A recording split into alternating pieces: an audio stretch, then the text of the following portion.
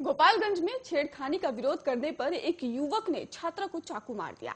घायल छात्रा को सदर अस्पताल में ही भर्ती करवाया गया और जहां से डॉक्टरों ने गोरखपुर रेफर भी कर दिया। ये मामला माझागढ़ थाना क्षेत्र के प्रतापपुर गांव का बताया जा रहा है। रविवार को दिन दहाड़े हुए इस वारदात को देखकर लोग दंग रह गए। पूरी घटना सीसीटीवी में कैद हो गई। सीसीटीवी फुटेज में साफ दिखाई दे रहा है कि मंचला बेरहमी से छात्रा को चाकू से गोद रहा है और 13 सेकंड में उसने 8 बार चाकू से वार किया है और एक लड़का उसे बार बार खींचकर हटा रहा है, फिर भी वो नहीं मान रहा और ताबड़तोड़ वार किए जा रहा है। बाद में लोगों के जुटने पर वो किसी तरह कंट्रोल में आया और फरार हो गया। इधर घटना की सूचना मिलते ही मौके पर पुलिस पहुंची और पुलिस ने सीसीटीवी फुटेज के आधार पर आरोपी की पहचान कर और उसे गिरफ्तार कर लिया है। आरोपी की पहचान प्रतापपुर गांव निवासी गुड्डा के रूप में हुई है।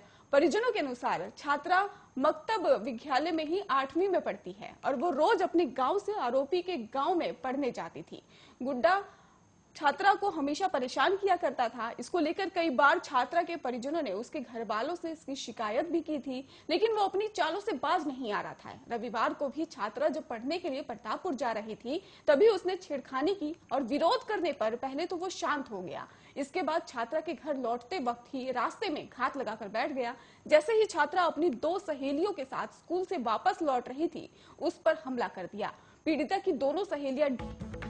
चलिए खबरों का रुख करते हैं। प्रधानमंत्री नरेंद्र मोदी मंगलवार को प्रयागराज का दौरा करेंगे और 2 लाख से अधिक महिलाओं की मौजूदगी वाले एक अनोखे कार्यक्रम में भाग लेंगे और इस कार्यक्रम में उत्तर प्रदेश के मुख्यमंत्री योगी आदित्यनाथ भी मौजूद रहेंगे।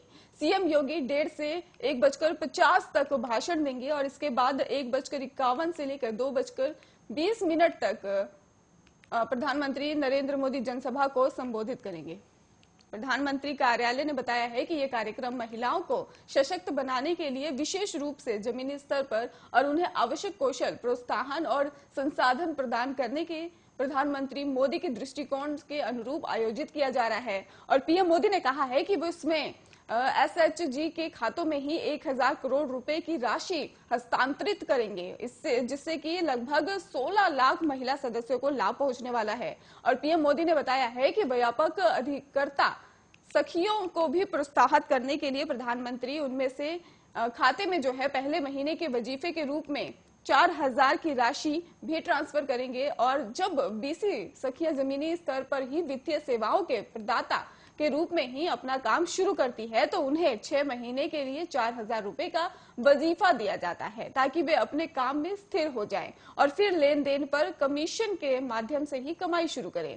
कार्यक्रम के दौरान ही आपको बता दें पीएम मोदी ही मुख्यमंत्री कन्या सुगंधरा योजना के तहत ही 1 लाख से ज्यादा लाभार्थियों को भी कुल 20 करोड़ रुपए से अधिक की राशि हस्तांतरित करेंगे और ये योजना एक बालिका के उसके जीवन के विभिन्न चरणों में ही सशक्त नगद हस्तांतरण और प्रदान करती है। आपको बता दें इसको लेकर प्रधानमंत्री 202 पूरक पोषण निर्माण इकाइयों की आधारशिला भी रखेंगे। इन इकाइयों को स्वयं सहायता समूहों द्वारा ही वित्त पोषित किया जाएगा और एक इकाई के लिए भी लगभग 1 करोड़ रुपए की लागत से निर्माण किया जाएगा।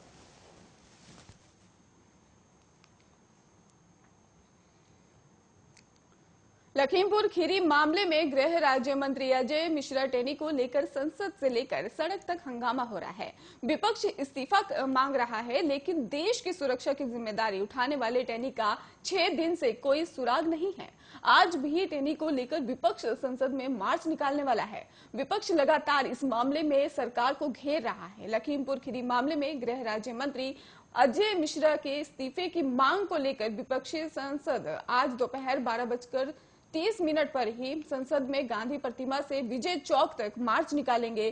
तमाम विपक्षी पार्टियां राहुल गांधी की अगुवाई में अजय मिश्रा टेनी के इस्तीफे और बर्खास्तगी की मांग को लेकर संसद भवन परिसर से ही विजय चौक तक मार्च करेगी और विजय चौक तक पहुंचकर ही विपक्ष पर एक साझा प्रेस कॉन्फ्रेंस भी करने वाली है। और आपको बता दें कि संसद में टेनी पर संग्राम अभी भी जारी है, तो वहीं सड़क पर उनका पुतला फूका जा रहा है, लेकिन अपनी साख को दांव पर लगाकर टेनी लापता हो गए हैं और लापता होने के मायने है कि टेनी अपनी हरकतों का जवाब नहीं दे पा रहे हैं। कुछ दिनों पहले टेनी ने ही जानकारी दी थी कि 16 दिसंबर 2021 दोपहर करीब 12:15 बजे ये वो तारीख है और वो वक्त था जब आखिरी बार टेनी की गाड़ी कैमरे पर दिखी थी। और उसके बाद टेनी ने ही ना गृह मंत्रालय की चौखट पर दस्तक दी, ना संसद के गलियारों में दिखाई दिए, ना ही अपने संसदीय क्षेत्र लखीमपुर खीरी में नजर आए। टेनी ने कहा कि इसका जवाब पूरा देश जानना चाहता है। टेनी पर कांग्रेस का संग्राम जारी है, लेकिन बीजेपी जांच का हवाला देकर इंतजार की बात कर रही है।